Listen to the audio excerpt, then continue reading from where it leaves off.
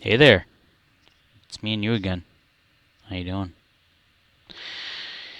We're going to teach you again today in depth about modding. I'm going to start from Warframe down to Sentinel on how to mod for strength, damage, and how you can get mods. So you go to your arsenal, which can be either achieved by walking to the back of your ship or just going to arsenal and equipment. And it puts you in the same spot. You can rotate your character to see the colors, which are in appearance. You can see the colors. And that's your arsenal. But the main thing about the arsenal is modding. That's the most important part. Now, since I have a rhino, and you don't get a rhino from the start, I'm going to actually change my character for you. I'm going to change to one that you probably have. Excalibur. This is with a special skin that I got when the skin was around. But you can change all your items, which I'm doing now because I like these items. I like the new things. But that's pretty much the swag part of the arsenal. Now here's the important part, and I promise you this video is going to be educational in the most. Now, I just got my Excalibur up to 30 because originally I sold my Excalibur and I did not have him all the way up because I bought him. I didn't buy him. I created him by building him again. And here's the first part of modding. Most important part is that you have something in this slot, your aura mod slot. Your aura mod slot is, I can't show you yet. Let's take off a mod. Your aura mod slot will be represented by this here.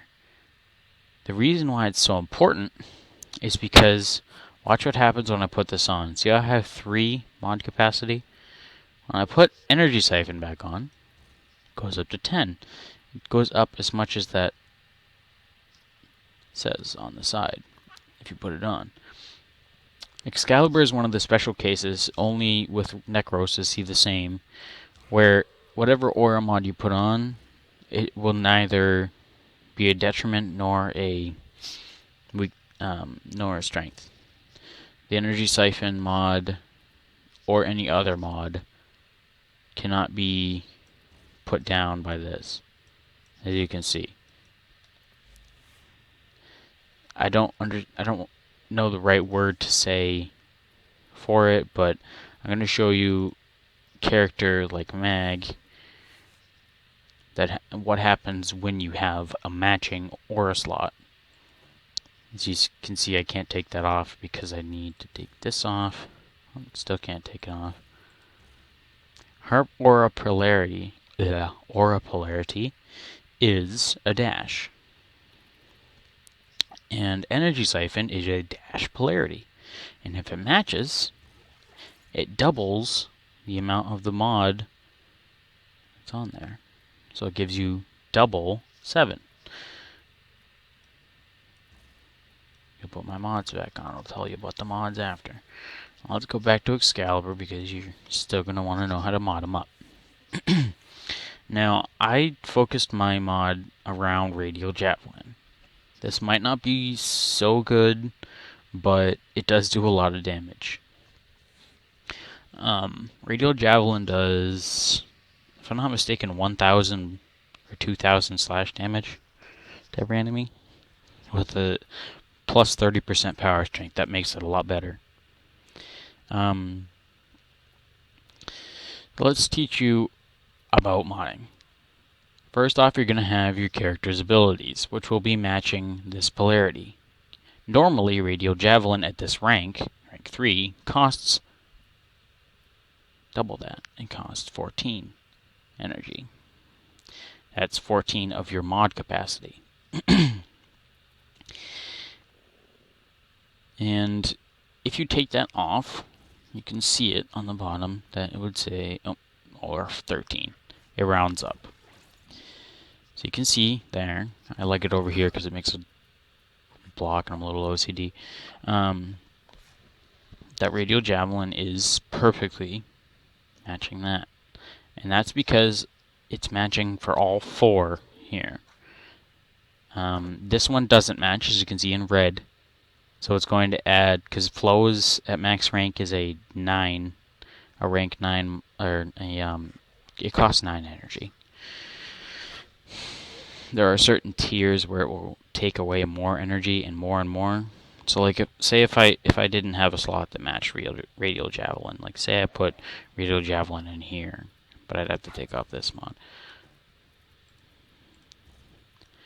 Say I put that on there. See how much that costs? It costs an extra 3 energy. That's just insane. So it's much better to match the polarity slots if you can. And redirection is also one of those high costing mods, but it's very, very important to have. Flow, though it does not match, will not cost me very much because it only costs 9. I could put this like that, or this like that. It doesn't change that much. Okay. But anyway, once you get your character and you get these mods you will not have from the beginning. You'll probably have this mod, you might get your hands on this mod, and this mod, because these ones drop in the first parts. This one is a special mod that's rewarded only in a void mission. You have to run with a key. That's another tutorial for another later date. Or you can get it from trading. Trading is always an option. You can always go over here to trading. See, it'll tell you how to trade. And it says you must be mastery rank 2 or higher. Which I need to address that right now before we continue. Because in order to get trades, you need to be mastery ranked. I'm mastery rank 13. It took a while to get there. You can check how much you need, how much XP you need. Right here it'll say. For a gun to level up, it gives you 100 mastery rank XP. For your Warframe to level up, it gives you 200. So after you get it to level 30, it will be max rank, and you cannot get any more experience from it. So now that we've addressed that and how to get mods, as you can see, people really want to talk all the time. You say want to buy WTB, and then list the mod name like fleeting expertise. I'm not gonna type it all out. You just put want to buy fleeting, and people will talk to you. People will message you. They'll talk to you. They'll ask you for platinum. Now, if you don't have platinum, you can say want to trade for WTT. Just abbreviate some things. Now that we've discussed this, let's talk about what you need first. Defenses are most important with your Warframe. Defenses are going to be crucial, especially with a character such as this. Natural talent is a preference for me because radial javelin takes a while to use. Fleeting expertise is all about power efficiency. So you're going to want your powers to cost less and less energy. It's capped out for radial javelin at 25 energy, so it costs. This is a 75%. It's only 75%. If I was smart, I would have bought another fleeting expertise mod and brought it down, or only upgraded it to a certain point, because this goes to 30% power efficiency at max rank. And I would have put fleeting expertise up to rank 4.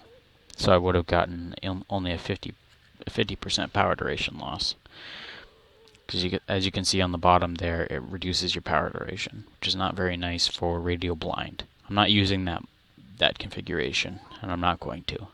That's another thing altogether. Radial javelin is just a damaging move, so you're going to need natural talent if you want to go faster when you use it. You want to get done with the animation, and you want to kill a lot faster. So it's only going to cost you 25 energy to use. And you're going to be protected while you use it. And it's going to do more damage. And it's going to do longer range of damage. It's only line of sight from your sword when you slash the ground, though. So, it's only going to cost you 25 energy with these two mods. And with this mod, you're going to have 300 energy if you can put it at max rank. So that's it for your Warframe for right now. That's just for a power build. I'll teach you about a duration build in a later video. Or you can just watch one of my previous videos in the 13 where I talked about my Loki setup. I'm sure I did somewhere. Must have done it at least more than once. Now, weapons are a different story altogether.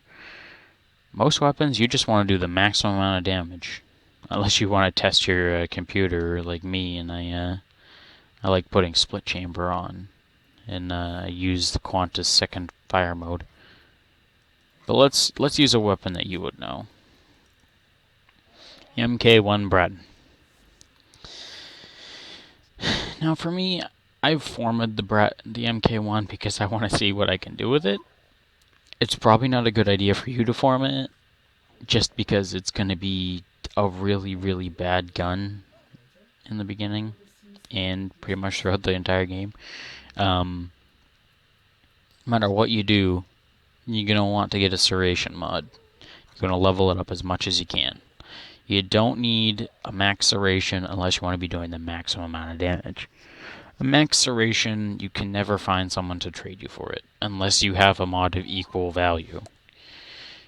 The mod cost me probably at least 200 platinum maxed, and at most 400 platinum. So it's a very expensive mod to get maxed, because those 10 ranks take so long and so many mods and so many fusion cores and so much credits that people just don't want to do it. And when they do it, they expect a lot of platinum from it. So, reward them by giving them platinum. That's my policy. Split chamber, that pretty much just gives your guns multi-shot, which is the chance that you'll fire 2 for the price of 1. This is an event mod. If you're playing and you're watching this right now and you just started the game, you will not be able to get this mod by any other way, because it was only available during the what's it called? I have the badge for it. It was only available during the Breeding Grounds event. Yes. So this is just on there because it was the only thing I had to fit. But you want to get your hands on Serration and Split Chamber and your elemental mods, which are going to be Cryo Rounds and Hellfire and Infected Clip and Stormbringer.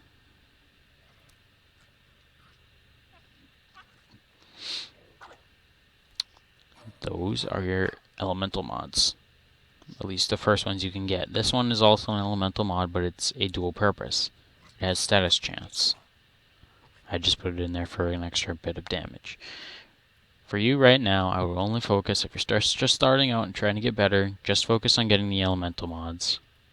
That way it'll work out a lot better for you. Now that you have, let's say you've gotten the elemental mods, what do? Well, let me use something that's not available till rank 6 to show you. The Soma. Everyone either loves or hates the Soma. I am one who loves the Soma. My Soma does a lot of damage. Even though those stats don't look impressive, it's the critical chance and the critical multiplier that does the most. If you don't have a weapon that does 30% crit as a primary, you don't want a mod for crit. But right now we're going to talk about elementals.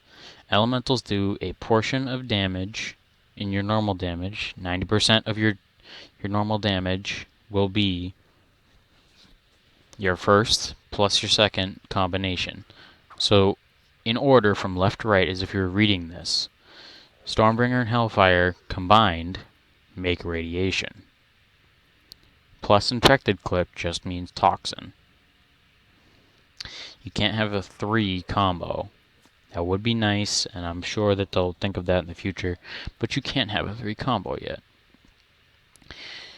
And you can't get the Soma like this unless you add Forma, which you could do by polarizing. I don't have a Forma on me right now.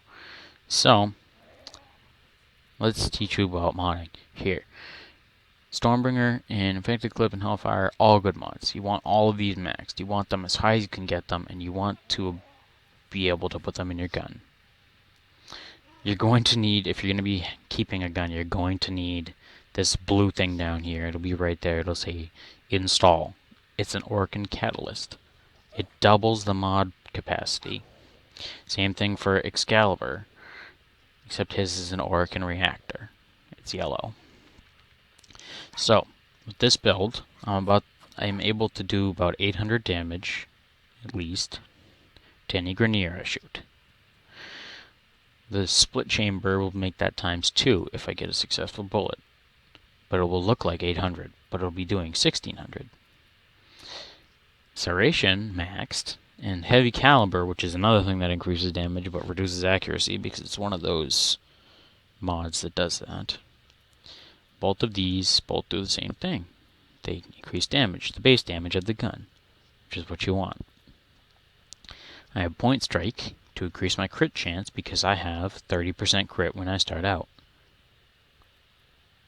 Vital Sense to increase crit damage because I have a 3x3. I mean a 3.0 times crit multiplier. Which basically when I hit a critical, it'll be all of these added up times 3. And if the enemy is weak to radiation, it'll be plus 75%, or if they get a reduction, say minus 25%, because you're using radiation, it'll be only to the radiation. So there you go. You have plus that, plus or minus either of these elementals and this. This is all affected by weaknesses or resistances. All those added up times your crit if you get a critical. And you can get a red crit with most bows, but I'm not going to go into red crits because that's something that you shouldn't worry about when you're just starting out. You can figure that one out on your own. It's not that hard of a concept. It's just your critical times 1.5. So there you go. That's your primary weapon. Some secondaries are actually even better than primaries. Not this one, though. Oops. Not this one, though. My favorite secondary of all time is the Merlock. This thing just does so much damage, as you can see on the side. I've posted some gameplay videos of it before. It just absolutely destroys people. I put 5 Forma on it just because I messed up my build once. You only really need 3. But if you want to play most effectively, you need the multi-shot build, which is Lethal Torrent, and I'll just swap these. Lethal Torrent and Barrel Diffusion. And Barrel Diffusion will let you, Lethal Torrent will let you fire faster. And you need a maximum Hornet Strike, because that's going to give you plus 220% damage, which is really, really nice. But pretty much you just follow these 3 mods on any of your secondaries will make them a lot better than when you first started using them. And for this, you're also going to need the blue potato, as most people call it, the catalyst. And this is a nightmare mod. It's both positive effects instead of one positive, one negative, like heavy caliber or fleeting expertise. This is only available in the nightmare missions, which are very, very hard for most normal players, so don't play them. If you have the ability to play them, don't play them. Unless it's something like a sabotage, where you can just use Loki run through and then get the sabotage thing and get out. It's very easy. Steady hands. this is just a personal preference. If you want to do more damage, you can replace it with, say, Convulsion and put another elemental mod here. If you're okay with the recoil. For me, I hate the recoil, so I use Steady Hands. Pathogen rounds, that's pretty much a given because I like corrosive build. Or, well, actually, that's radiation. Radiation build, I forgot. See that? That's radiation. Silly me. That's... If it was like... that. No. Yeah, that's corrosive build. I was right. I do remember those two things. Corrosive is good against heavy armor targets, by the way. Like most high-level Grineer or certain infested types. Scorch is one of those mods, again, that you're not going to be able to get unless you played the game before in the Breeding Grounds event. Sorry for everyone who hasn't. You can get them through trade chat. They might be a little expensive. I can't give you a number, though. That's pretty much it for the secondary part of the modding. And for melee, I'm going to equip one of my favorites. Not the Dragon Nikana. Most people really like the Dragon Nikana. It's not my style. The Dakra is definitely my style. This thing is very, very expensive to craft, by the way. My friend said it's the most difficult thing he's ever crafted. But when I was playing, there was a certain weekend where one of the main resources required, Orkin cells, was very, very abundant. It was a ×2 multiplier chance to get it, and I was lucky enough to get it, and I had my own ×2 multiplier chance, so it was for me it was 4 times chance to drop. So Orkin cells were just dropping all over the place, and I played a survival mission for a while and got over 100, so I was set. It cost 10 Orkin cells to craft. But for melee weapons, it's yet another story altogether. Now, for melee weapons, you're going to want base damage first. I don't know why I had it like that. Base damage is most important. Normally, I like speed first. When I'm first leveling it up, I like speed, so I put Fury on. That's probably why it was first. Berserker, if it has a nice crit. This one, it's sort of crappy, but you get a few good crits. This is first and foremost Crimson Dervish. Very, very, very... It's pretty much like an aura. It's very good mod. It's pretty much like an aura for your weapon. It's a stance mod. So when you switch to the weapon, your stances will be... If you hold F and you only equip your melee weapon, the stance you will be in is the stance of your melee. Melee mod that you have equipped. Crimson Dervish, the reason why this is so important, if you're using it, it will basically deal 3 times the damage of the normal Dakra. So where my Dakra would do, 600 damage, maybe 600 damage from these stats, Crimson Dervish would make it 2,000. And if you're lucky enough like me to hit an infested in the head when you're spiraling down, because that ends up as a spiral curve strike. When you're spiraling down like that, the first 3 hits are all ×3, and if you hit a crit, you're gonna see some insane numbers. Like I saw 10,000, and it wasn't even to the head. But that's your stance mod, and that's why the Dakra is so good. If you want a really powerful weapon, I would go with the Dragon Nikana, which takes a long, long time to get. Especially if you don't have Platinum. You need your clan to research the technology for it. And you got Pressure Point first. That's going to be base damage. I do not recommend that you use Spoiled Strike because it reduces your attack speed by 20%.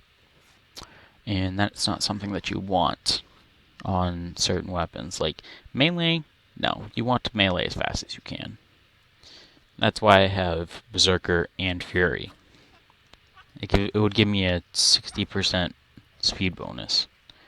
So I'd be slashing 1 and 1/6 times faster. Or 1 you know what I'm trying to say, 1.6 times faster. So, with Pressure Point and Reaver Strike and Molten Impact and Shocking Touch, all these are your elemental mods for your melee weapon. There's also the cold one. Might have seen it. Northwind. That's only 60% though. So is the Shocking Touch. It's only 60%. So with all these mods, Jagged Edge, that's for more base damage because it's mainly slash weapon. With all these mods, you should be hitting really well. More slash damage and puncture damage. Puncture is not that important. I was just going for slash. With the speed, base damage, and elemental combos, you will be doing really, really well. All these mods can be attained through trading. Everything can be attained through trading. The prices, you can check the price. If you go into region chat, just absolutely do not ask to buy things in region chat. I see this all the time, and you get kicked by this guy right here, Kickbot. So just please, please listen to me, and don't say want to buy in here. He'll kick you. Okay. So now that you've learned about those, let's talk about the carrier, or your sentinel. Sentinel mods are very, very easy to come by. They drop all over the place, except this one. And this one's kind of rare. That's in case your sentinel's going to die. It explodes and could possibly kill some enemies. Really, this one's my favorite. It keeps me alive longer. When your shields deplete all the way, it completely heals or brings your shields back up. It has like a minute delay on when it can be used again though, so you might want to watch out for that. Regen, not that important. You don't even need to rank it up. It won't regenerate more than once. It'll regenerate once with X amount of health and shields. So, Coolant Leak, that's just to freeze some enemies that are getting within melee range in case it dies on you and could kamikaze the enemies. Redirection for more shield capacity. The carrier's specific Vacuum. Vacuum is a very cool mod. It can pick up stuff throughout the room to get stuff for you, like mods or ammo in case you're running out. Striker is its attack mod. If you take this off, it will not attack anybody at all, but I would advise that you do not take it off unless you're trying to go stealth only. Vitality. Oh, by the way, upgrading this increases range. Vitality is obviously your health mod. I'll put that right next to it, right next to the shield mod. Sanctuary is when you're reviving an enemy, it puts a shield around them. I don't know the exact amount of damage the shield can take, but it's a decent shield. This is for regenerating the shields of your sentinel quicker, and regen is in case it dies, it'll respawn once. You can't get it to respawn more than once though. And that's your sentinel. Here's the sentinel's weapon. You can upgrade it. Really, I would just hit auto install. Lotus does that. She'll tell you about alert missions. That's another video. So I hope you enjoyed. I'm kind of curious about what you guys think about the whole update 14. I'm wondering if anybody but me wishes that we were still on update 13.9. But it's just me, maybe. I'll see you guys on the flip side. It's been crazy. I hope you have a beautiful day or night. C'est la vie. Adios. Bye.